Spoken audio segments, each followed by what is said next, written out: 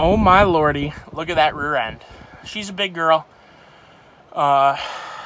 This truck's been around. You can see she's a little bit rusty. And I had to cut off the rear spare tire because that lift is shot. Be careful on third gens. They like to rust. It's a common problem on arguably all Dodges. Third gens, bed mounts, these rear cross members in the on top of the frame, they can be a little rough. So careful if you're going to go out and buy a third gen. If you can find a clean one, you're going to pay a pretty penny. So keep that in mind. Probably could do a little bit better routing on that fuel pump line. Could be a little bit better. Just noticing that. I think it must have slid over. It's interesting. But this has been a good truck for me. These trucks come usually, they're Auburn limited slip, like a helical gear, similar to a Torsen or a True Track. So they're already in these trucks. You go and buy a third gen, you're already going to have a limited slip rear end, and it works okay. They're just okay. You certainly are not going to turn two axles when you're really stuck. I've had this truck with the tire in the air, and let me tell you, she only turns one tire. However, when you buy a big heavy-duty truck like this, you can do things that might be a little stupider, or maybe not stupid, but more abusive. One time I dropped this truck through a culvert when I was off-roading on a Powerline trail, and front end was dangling about over top of the gaping hole that led down to 12 foot down into a culvert, like a big drain. So this rear tire was up in the air a long ways. That rear tire was on the ground because the right front of the truck dove in, blew right through the cement culvert. There was only a little bit of dirt on top. And I wrapped a tow strap around this tire, used a clevis to lock it around the tire, spooled it up in reverse. Actually, it would be this way. Spooled up the winch in reverse, basically made a winch on my rear tire, and hooked that strap took several straps to get it over to a tree. I think it was 3 straps in total, one to the tree, one in the middle, and one around the tire. Clevises in between, and winched the truck out using the power of the truck and the strength of the rear axle. I had one tire basically dragging the truck up out of the situation. Something you can do with a heavy duty that maybe you might not want to do on a lighter duty vehicle. This truck has 230,000 miles of abuse. And I'm not kidding about abuse. This truck's been through a lot of stuff. Keep in mind when you get into big axles, this is only on 33s, and you can see that differential isn't that far off the ground. I don't really have a huge problem with it, because to be honest with you, it usually trudges its way through things. And if you get hung up on that, you're probably hung up anyway. So it doesn't provide... I certainly wouldn't trade the strength of this axle and the cheapness of having a solid axle for independent suspension, especially... So there's... Chevy independent suspension is not designed to be a suspension that is able to droop down a long ways to get the diff off the ground. The Chevy front suspension is designed to have flat CV shafts. Not designed to have them angled downward to maximize lift. So you drop a Chevy differential to allow you to lift the truck, which means the ground clearance stays the same. If you make the mistake of just cranking the keys or putting a lift on that isn't dropping the diff, or you crank the keys more than your lift is designed to have, you are going to have a situation where you are tearing up the steering system. You're putting a lot of extra load on your pitman arm and your idler arm. You're putting a lot of extra load on your tie rods, putting a lot of extra load on your center link, and you're putting a lot of extra load on your CVs because they are not designed to run at a big angle. You can certainly build long travel front end and rear end IFS systems that are designed for that angle. Keep in mind, what is on an Ultra 4 car is not on your production built pickup truck. They are not the same. Don't try and compare them. Does not compare well. So make sure you're using your Chevy IFS system the way it was designed, with flat CV angles and flat steering angles. By doing that, the differential is not far off the ground. There's not a whole lot of extra clearance. Now, this is probably one of the biggest factory-installed single-wheel axles you're going to get. And correspondingly, it has a massive peg, and it's really close to the ground on 33s. This truck wheels really well. I've wheeled it with Jeeps. I've wheeled it with other half-ton trucks, other full-size trucks, and it holds its own with having an open differential and this Auburn limited slip rear differential. It's certainly been stuck, and it's certainly got itself out. Worst case, it's been pulled out. Second worst case, it drug itself out. And, yeah. So, she doesn't really have too big a problem in the off-roading department. I've wheeled with, it was an XJ with front rear lockers, 456s, and he had 35s. And this truck had no problem keeping up with it in mud and with off-camber, dirt, hill climbs, and stuff like that. Keep in mind, Michigan wheeling isn't rock crawling like Moab. I'm sure there's a huge difference. Our off-roading's different, just like wheeling in Florida's different, and just like wheeling in Tennessee's different. Everything's different. So when my experience so far is limited to wheeling in Michigan, I would really like to wheel elsewhere. But anyway, let's get back to it. So the rear axle's massive. Frames are really strong on these. You can set these trucks up with, this has a Thurin Overland. First of all, it has shackle lift. So the shackles are there lifting the rear end using stock springs because I wanted to retain the towing. No extra block. That's just a factory arrangement. The factory trailer hitches are also very strong in these trucks. They're not super likely to rust out. The Dodges, the hitch-wise, seems to be a fairly strong hitch. There's certainly some surface rust on this old girl, but pretty strong. This truck that I've seen doesn't have any frame perforations. It's just got a lot of surface rust because it's been around. You can see my new fuel pump that I put in the back. That's the axle breather leading up there.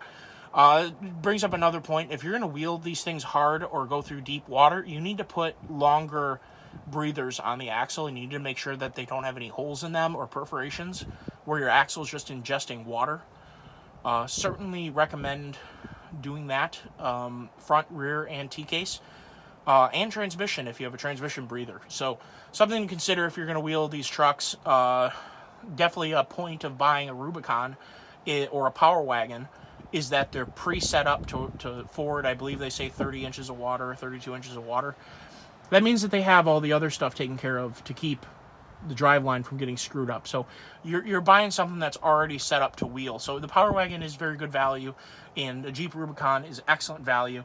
But I'm trying to give a little bit of perspective maybe for someone who can't have a light-duty Jeep or or honestly something you can literally bolt a set of tires on and hold your own okay.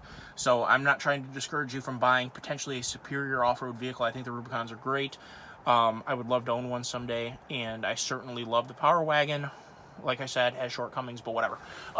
Third gens have very strong frames. You can easily upgrade these trucks to have very good off-road capabilities, both flex and like high-speed performance. These trucks are known to be able to boogie, as they say. This truck only has overland, so it's not crazily upgraded. You can go pretty crazy with these Kings and build trusses so the axle doesn't flex. And these AM 11.5s, this truck is a 4-inch axle tube. You can see how massive that axle tube is. And I believe they're like 0.35 wall thickness on the steel, or on the tube thickness. I believe they're 40 spline, but they might be 37. What I'm getting at is this axle is freaking huge. It is not lacking in the strength department. This axle is stronger than the truck is. That is a huge advantage of buying a Dodge, is they come with a really nice rear axle. It kind of makes up for the AM 9.5 or 9.25 being certainly not the best, but an axle that you can nonetheless work with. We'll get up there in just a second.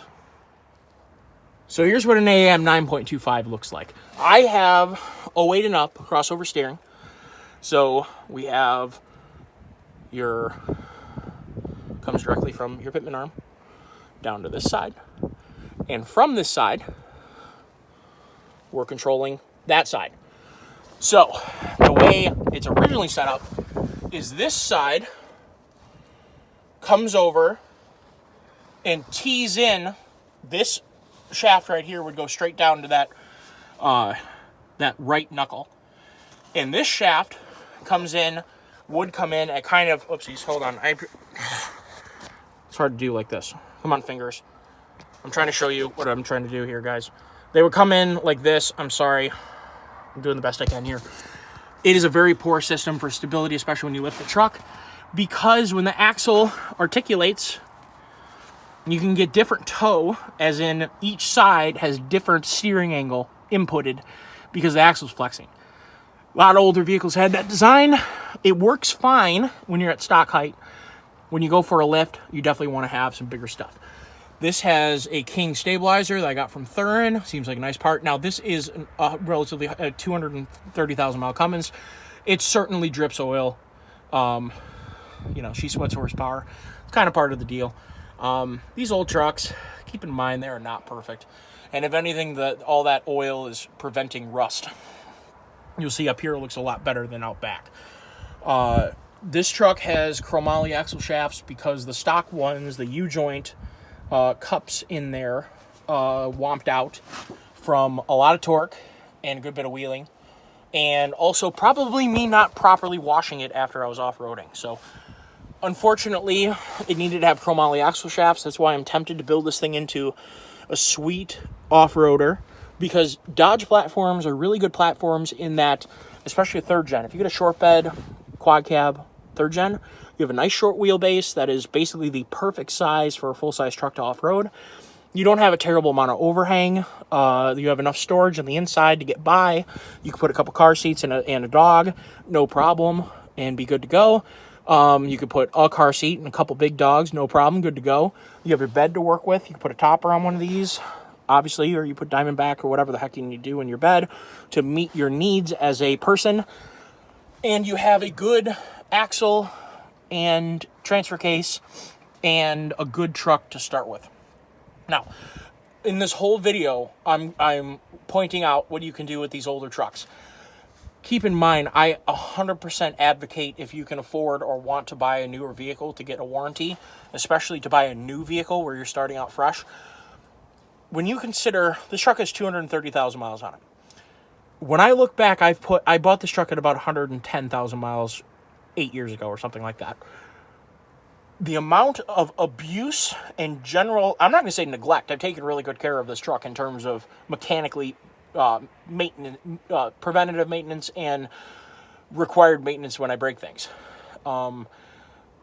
Engine oil has been properly changed, transmission was rebuilt and properly oil changed, filter changed, oils have been changed, T-case has been maintained, it has a new drive shaft with greasable U-joints have been maintained. Front end has been, drive shaft has been U-joints replaced and maintained.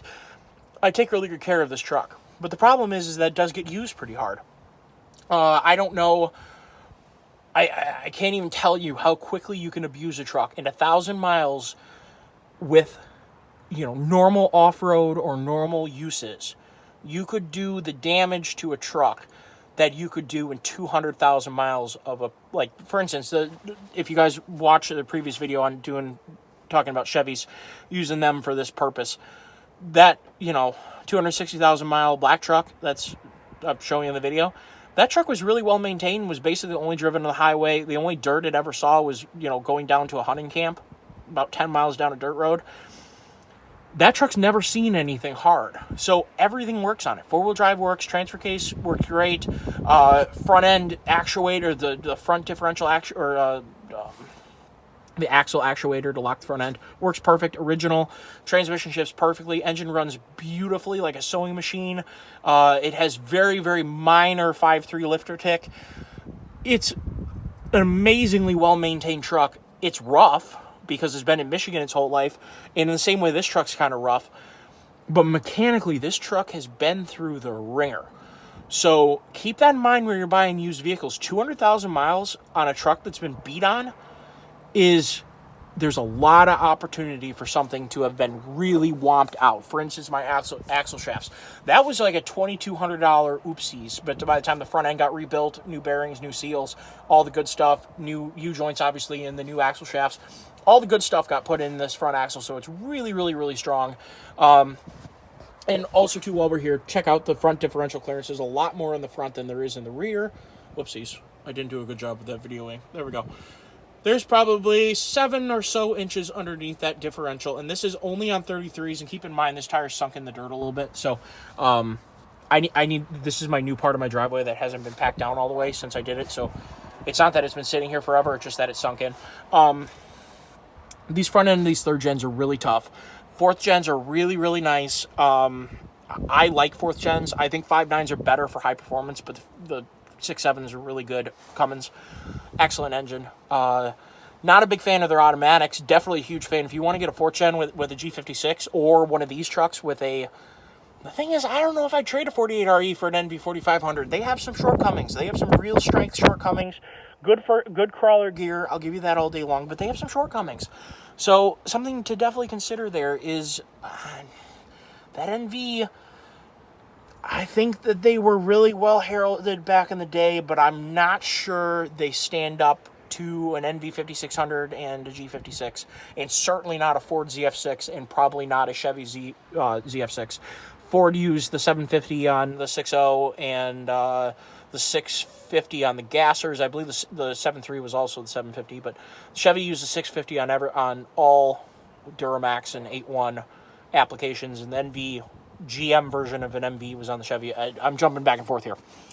These third gens are a great way to start out wheeling. You could buy one of these and just go take it wheeling. Honestly, these third gens are some of the most capable out-of-the-box trucks, in my opinion, you can buy because of their short wheelbase, because they have really strong axles, because they come already with a limited slip differential, which is superior, in my opinion, or in reality, to a clutch limited slip. The helical gear limited slips, if you're going to have a limited slip, you want to have a helical gear limited slip. You're not wearing out the clutches. When you're off-road, you're going to wear out the clutches on a Ford.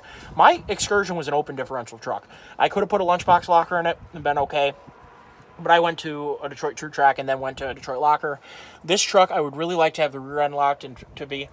It's just such a bad financial decision to put any more money into this truck, but this truck is a really good truck. So I recommend third gens, even though they have shortcomings. Make sure you're a knowledgeable person in terms of wiring, and make sure you check the truck over for imminently dangerous rust, as in frame and suspension linkages, leaf spring mount relating products or relating areas. Check those things for rust, and look over the steering system because...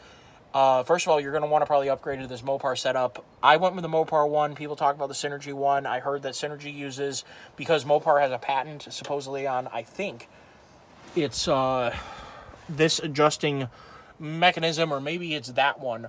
Whatever it is, they have some sort of patent on this, and it means that Synergy has to do something supposedly that's inferior. Now, whether that was a marketing thing or not, I don't know, but I bought the Mopar one. This is like your production 4th gen front end on these. I believe it's 08 plus, but just look up upgraded steering linkage for a third gen, and this bolts right in. All to the right places, and it's a good setup. So basically, your biggest advantages with the Dodge are great frame strength. These, especially these 1-ton Dodges, this thing has got a massive, massive frame. Love this truck frame-wise. So yeah, eventually I built this bumper. This bumper has been on this truck for a really long time. It's cross-bolted to the frame, indexed on the frame. These early 03 or 03 and 04s, early 04s, have straight frames on the 3500. This is indexed. The stock frame comes out to about here. It's indexed a good 8 inches onto the frame and then cross-bolted and pinched down. I have spacers in there so that when it got pinched down, it's directly transferring the load from this to the frame, not through the bolts. They're grade 8, or they could be 10.9s. I'm trying to remember if they were 14 millimeter bolts or if they were US bolts, whatever. This bumper is all 1/4 inch. My hands are really cold, so it actually really hurts to knock. Ow. These are Cummins or Dodge tow hooks that I plug welded and then perimeter welded onto here, and I thought they looked cool because it's like a C, like a Cummins. So I thought that was really kind of cool, and they work really well. I pulled a lot of stuff out with these hooks.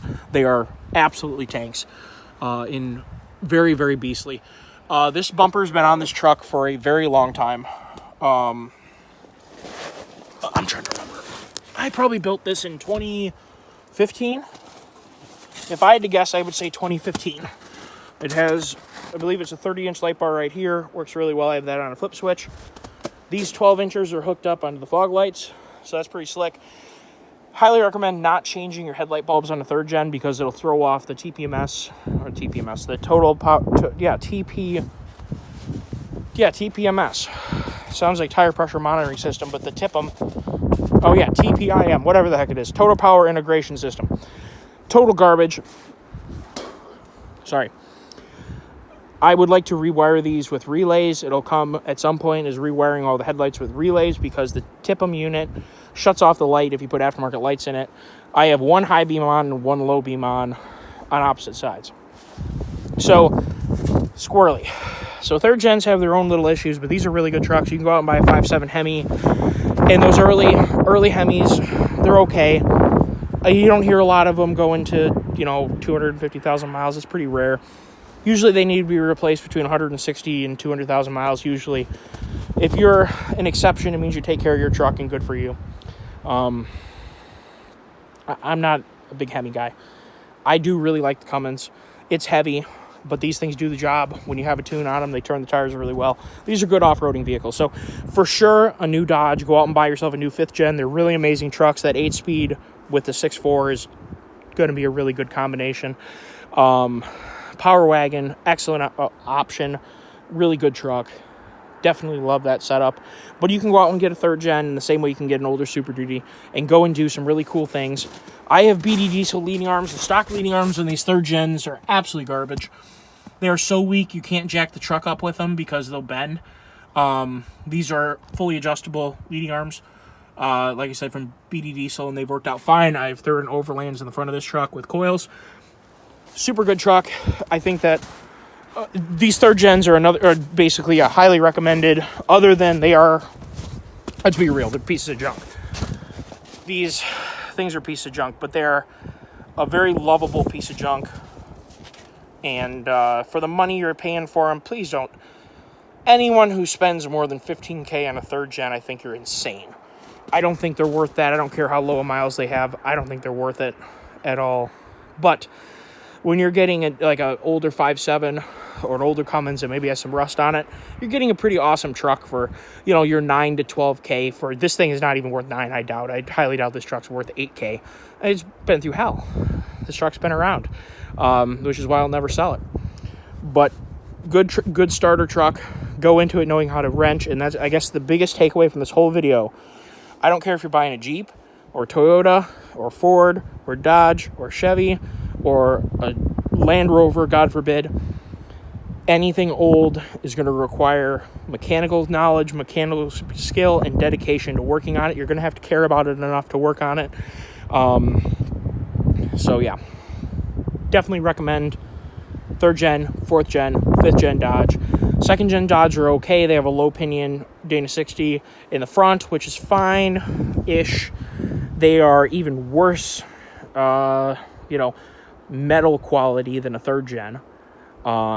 And they have worse interior quality, but I think they have less problematic electronics because there's just less to fail on a 2nd gen. And obviously a 1st gen has almost no electronics. They're kind of clunky and ride like crap, but they work. So you could do older truck. Changing hats a little bit. We'll talk about the square body really quick. Hold on.